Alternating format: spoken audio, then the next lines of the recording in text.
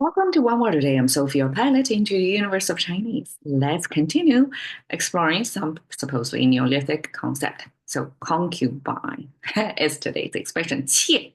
And you can see, again, simplified traditional, they look the same. Compared with 2,000 years ago's dictionary, they kind of look the same, but with more nuances from the 2,000 years ago's dictionary, which you can really unpack what's going on there. So this mostly, even if it looks like an integral part, you can hardly separate them out into parts. But the top part above here, this line, is one character. That means corporal punishment. That kind of ancient times of punishment that I would imagine. I never came across what this type of corporal punishment would look like to captured like whoever you're fighting for with another tribe or your enemy country.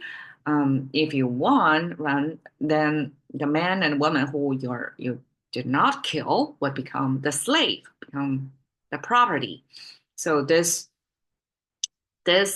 character with the bottom female figure would make this slave or corporal punishment associated woman. So woman who would live under the rule of this punishment. So it's almost like human rights in our today's understanding is not on this captured woman from your enemy tribe. She lost all her political rights or human rights. That is totally under your punishment or your personal rule. Like if you own that female slave to you, you can punish her as you wish. There's no um, court to go to. Basically, she cannot sue you in today's system. Okay, so the top, this corporal punishment, I would imagine that there's two horizontal lines, heaven and earth. Uh, and then we have this curve pointing down. So that's some energy going down. So if it's down, we, from the first person perspective, looking at this frame of two-dimensional world, capturing what's happening out there, this downward pointing, because we are ground standing. We are these earthlings, right? We're on the ground. So if it's pointing down, that means some force exerted on you, first person perspective. So that's needle down, pointing toward you. And then there is the second layer, probably that's some resistance, but it punctures through, it breaks through. So there is this big punishment, heaviness, or puncturing, piercing sense conveyed by this imagery. And that pairs with the woman. So historically, it's slave woman that captured from your enemy tribe. Okay, eventually, I guess this tribal war thing was no longer that frequent, but this character was created. So this character eventually carried the meaning of concubine, which may not be the slave uh, from your neighboring countries, but could be probably purchased on the market. So apparently there was I'm not sure if it's a human trafficking or it was actually socially approved back then that some lower lower class families couldn't afford to have their daughters either marry equally, same social status, or even they want to marry up. There is not the same kind of a marriage arrangement anymore because it's unequal social status. Then it would be taken as concubine, so almost like a purchase from your family. But it's married up into a bigger family, wealthier family, but it doesn't have the same standing as qi, this wife. So in 娶妻纳妾, you can see it's a marry this wife, and I guess it's the ceremony of that wedding would be different as well. I don't know the cultural difference, but definitely we'll have those two characters to differentiate two types of relationships, man-woman relationships. So one is wife, as we understand today, kind of have a certain legal binding in, I guess, registry of with the government as well. And the wife probably have a certain economic and legal status with the man different from what you purchased, not as a slave, but still a woman as you're taken into your household. But it's not equal social standing, so you're not marrying them. Instead, you take them in. So take is simply a euphemism for purchase. I guess purchase probably was not expressed so in a such jarring way in ancient times. You probably would just uh, still take the concubine in through a certain ceremony so that socially your social circle would know there is such a taking. But it's you would pay to the parents of the concubine. So the parents got, I guess, economic or financial boost by sending their daughter not as your wife, but as your concubine. So they probably don't have the same legal, economic, social status as the qi. And you can see the action words are different. One is marry, one is take. Okay, 三妻四妾 simply plug in the numbers of 三妻四妾 probably is okay, it gotta be 3 and 4. Even if we don't have this exact, because every supposedly wealthy man, they may have different number of wives and concubines. So wives probably is a kind of social binding that women from different family but same social status, so you kind of legally bind to them.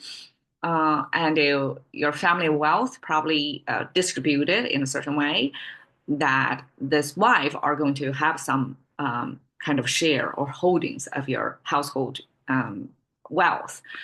That's key. And then you take in as many concubines as possible because probably concubines don't take as much share in your household running. So I don't exactly know the math or financial setup, but 三妻四妾 is one set expression that specifically you got 3 wives and 4 concubines, and that 三妻四妾 is not exact or concrete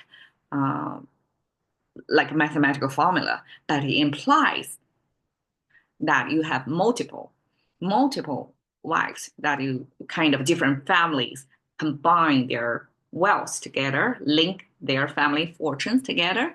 And 四妻 is totally, I guess, for men, it's for their pleasure. However many concubines they want to have, they take in their household probably just, I guess, provide enough to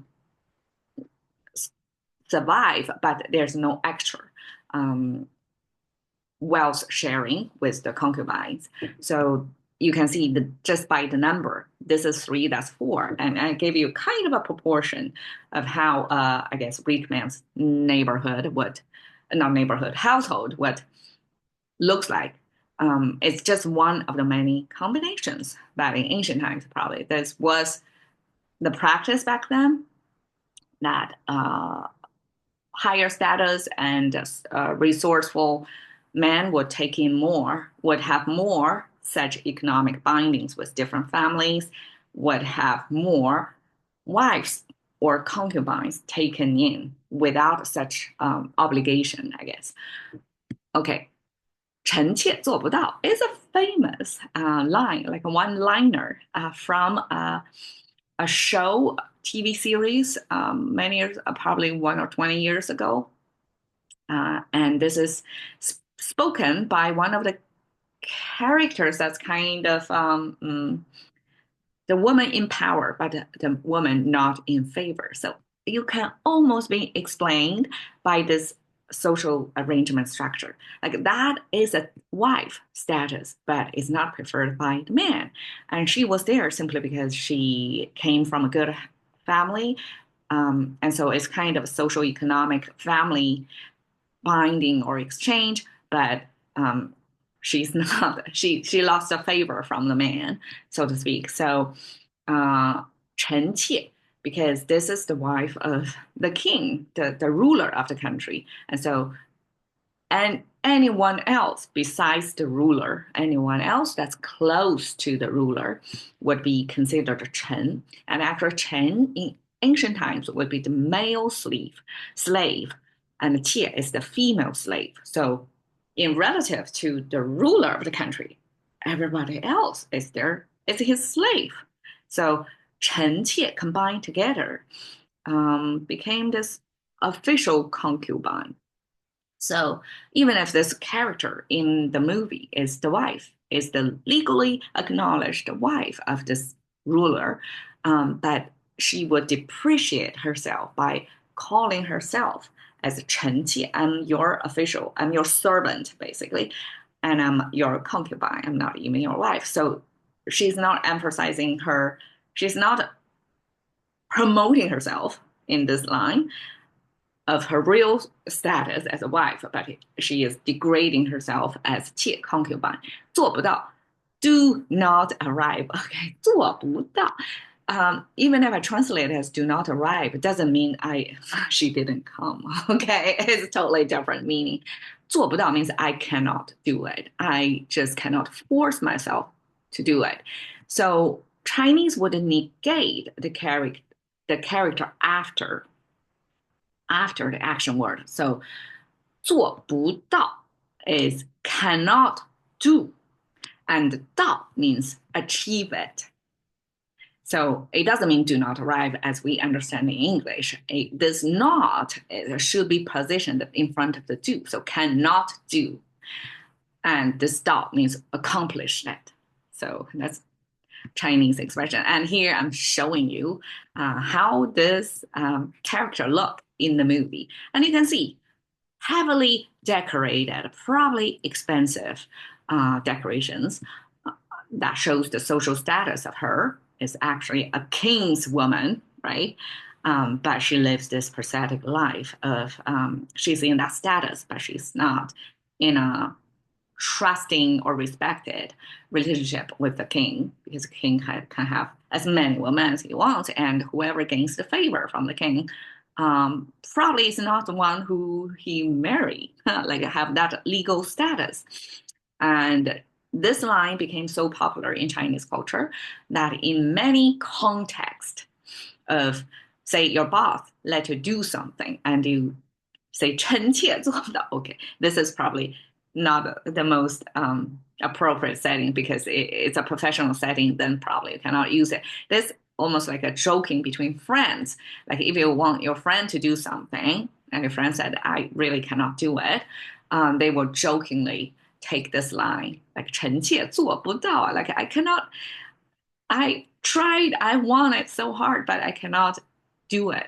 The reason why it gets popular probably because one is her acting, and it's even if it's not a preferred character in the show, but she gets through the sense of desperation. Like she harmed somebody that the king preferred, but all that jealousy of women, but she's saying she cannot control herself. This is not something she can reason herself not to harm others because she wants the attention from the king, but the king doesn't pay attention to her. That's the dynamic. And she is saying, I simply cannot do it. I cannot do what's supposed to be the right thing to do. So 臣妾做不到 is became this almost like a meme of saying in Chinese that it's an elaborate way to say I simply cannot do it. It's good thinking, it's good reasoning I should do, but I simply cannot. So there you go. 切. Thank you for your time. See you another day.